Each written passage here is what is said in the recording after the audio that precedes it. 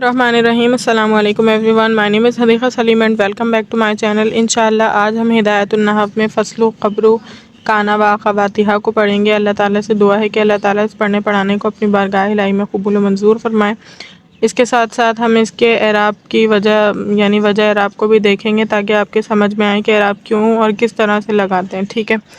تو ہمارے پاس فصل ہے، یہ فصل خبر کانا و اخواتہا، یعنی یہ فصل جو ہے خبر کے بارے میں ہے، کانا کی خبر۔ کانا آپ کو پتہ ہے کہ فعل ناقص کو کہتے ہیں۔ فعل ناقص ہوتا ہے یعنی کہ فعل جیسے اپنے فاعل پر پورا ہو جاتا ہے، لیکن یہ کچھ ایسے افعال ہوتے ہیں جو اپنے اسم اور خبر کے محتاج ہوتے ہیں، تو اسی وجہ سے ان افعال کو افعال ناقصہ کہتے ہیں۔ اور افعال ناقصہ جو ہے موسٹلی وہ دوام اور استمرار پر دلالت کرتے ہیں، جیسے کانا، ٹھیک ہے، اور بھی بہت سارے اس میں کانا سوارا اصبح امسا واضح ظل باتا ماداما ما بریحا وغیرہ وغیرہ، جو یہ تمام جو ہے نا وہ کسی کام کے استمرار پر یعنی کنٹینیوس ہونے پر دلالت کر رہے ہوتے ہیں۔ کانا اور اس کے اخوات جتنے بھی میں نے بتایا ابھی کہ کانا سوارا وغیرہ جتنے بھی ہیں یہ سارے، ان سب کا یہی حکم ہے کہ یہ منصوبات میں شامل ہیں، یعنی ان کی جو خبر ہے، خبر کے بارے میں پڑھ رہے ہیں نا کہ کانا کی خبر کے بارے میں، تو کانا کی خبر کیسی ہوتی ہے آپ کے پاس؟ کانا کی خبر جو ہے وہ منصوب ہوتی ہے۔ منصوبات آپ پڑھیں، منصوبات کا مطلب ہوتا ہے کہ وہ اسم جس پر زبر آئے۔ مرفوعات ہم نے پڑھے تھے کہ وہ اسم جس پر جو ہے پیش آئے، اور منصوبات نصب سے ہے یعنی وہ اسم جس پر زبر آئے۔ تو زبر والے اسموں کو پڑھ رہے ہیں، ہمیں کیا پتہ چلا؟ کانا کی جو خبر ہوتی ہے وہ کیسی ہوتی ہے؟ منصوب ہوتی ہے، زبر آتا ہے اس پہ، ٹھیک ہے۔ تو هو المسند یعنی وہ مسند ہوتا ہے، بعد دخولہا اس کے داخل ہونے کے بعد، یعنی کانا کی خبر جو ہے نا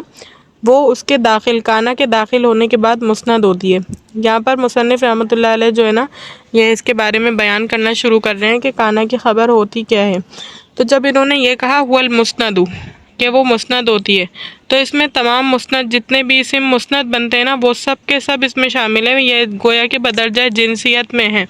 یعنی تعریف میں کچھ معرفات ہوتے ہیں، کچھ جنسیات ہوتے ہیں، تو یہ جنسیات میں سے اس میں بہت سارے مسندات داخل ہیں،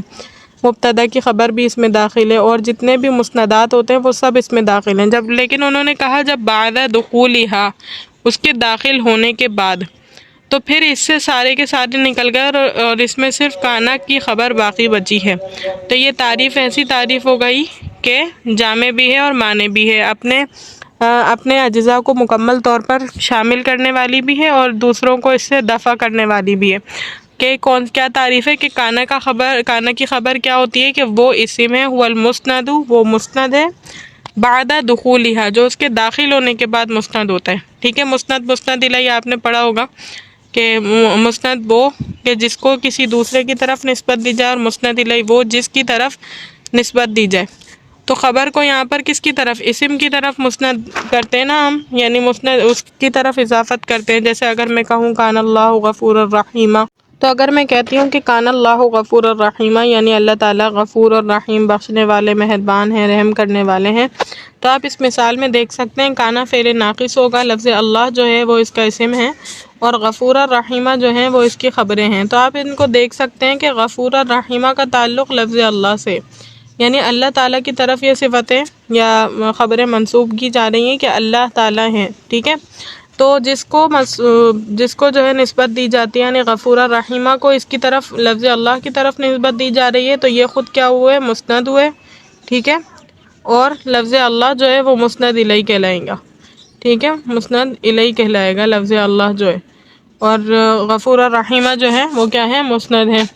تو بتانے کا مقصد بس یہی ہے کہ کانا کی خبر وہ ہوتی ہے جو اس کے داخل ہونے کے بعد جو ہے وہ کیا کہلائے؟ یعنی مسند کہلائے، ٹھیک ہے۔ مسند کی میں نے آپ کو اگزامپل دے کر بتا دی کس طرح سے، نحو جیسے کہ کانا زید قائما زید کھڑا ہے، تو کانا فعل ناقص، زید اس کا اسم، قائما اس کی خبر۔ کانا فعل ناقص اپنے اسم اور خبر سے مل کر جملہ فعلیہ خبریہ ہوا۔ وحکمہ اور اس کا حکم کیا ہوتا ہے؟ کا حکم خبر المبتدا، مبتدا کی خبر کی طرح اس کا حکم ہوتا ہے، الا انہ یعنی جتنی بھی مبتدا کی خبر کے احکام ہوتے ہیں کہ مبتدا کی خبر کس طرح سے آتی ہے، اسی طرح جو ہے نا کانا کی خبر کے بھی احکام ہوتے ہیں، البتہ الا مگر یہ انہ یجوز تقدیمہ کہ اس کو مقدم کرنا جائز ہوتا ہے، علی اسمائہا ان کے اسماء پر، مع کونہ معرفتاً، ٹھیک ہے، باوجود اس کے مع کونہ یعنی ساتھ اس شرط کے کہ وہ معرفہ ہوں، مع کونہ معرفتاً یہاں پر یہ بتایا جا رہا ہے کہ اگر مبتدا کی خبر جو ہے وہ معرفہ ہو تو مبتدا پر مقدم کرنا اسے جائز نہیں ہوتا، لیکن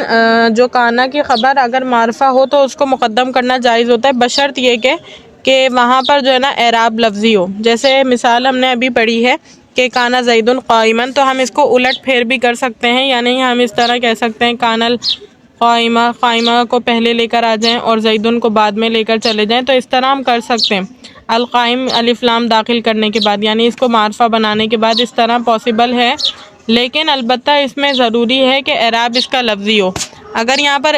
اسماء مقصورہ میں سے ہو جائے یہ، یعنی جیسے موسیٰ عیسیٰ کے الفاظ ہیں تو ان پر کھڑا آخر میں اس طرح سے ہوتا ہے، ٹھیک ہے، تو اس میں اعراب کیونکہ لفظی طور پر پتہ نہیں چلتا کہ کون سا اسم ہے کون سی خبر ہے،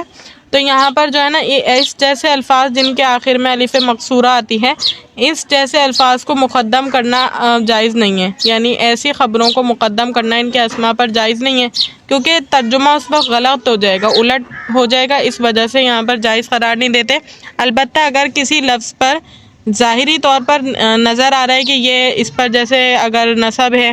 اور بعد والے اسم پر رفع ہے تو سمجھ آ جائے گا کہ کانا کی خبر کو ہم پتہ چل جائے گا کہ کانا کی خبر ہمارے پاس منصوب ہوتی ہے، تو اگرچہ یہ پہلے آ گیا لیکن ہم سمجھ جائیں گے کہ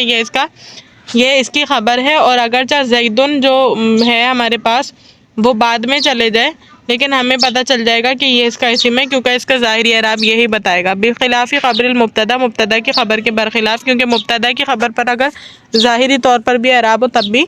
جائز نہیں ہے۔ نحو کانا القائمہ زیدن، اور یہاں پر کیوں جائز نہیں ہے مبتدا کی خبر میں، آپ کو ایک لاجک پتہ ہونی چاہیے یہاں پر، وہ یہ لاجک ہے کہ مبتدا اور خبر دونوں پہ نا رفع ہوتا ہے، پیش ہوتا ہے، یعنی ان کا اعراب الگ الگ نہیں ہوتا، اس وجہ سے اگر ہم اس میں الٹ پھیر کریں گے نا تو التباس کا خوف لازم آ جائے گا کہ کون سی خبر ہے کون سا اسم ہے۔ البتہ یہاں پر کیونکہ کانا فعل ناقص ہے اور اس کے دونوں جزوں کا اعراب الگ الگ ہوتا ہے، جو خبر ہوتی ہے اس پر نصب آتا ہے اور جو اسم ہوتا ہے اس پر رفع آتا ہے، تو خود ہی تعین ہو جاتی ہے کون سا اسم ہے کون سی خبر ہے، اس لیے التباس کا خوف لازم نہیں آتا۔ تو آپ نے اس میں اگر کانا کی خبر اگرچہ جو ہے وہ معرفہ ہے، آپ اس کے اسم پر مقدم کر سکتے ہیں اسی وجہ سے۔ امید کرتی ہوں لیکچر اچھی طریقے سے سمجھ آ گیا ہوگا۔ اللہ تعالیٰ سے دعا ہے کہ اللہ تعالیٰ اس پڑھنے پڑھانے کو اپنی بارگاہ الہی میں قبول و منظور فرمائے۔ وآخر دعوانا الحمد للہ رب العالمین۔ السلام علیکم۔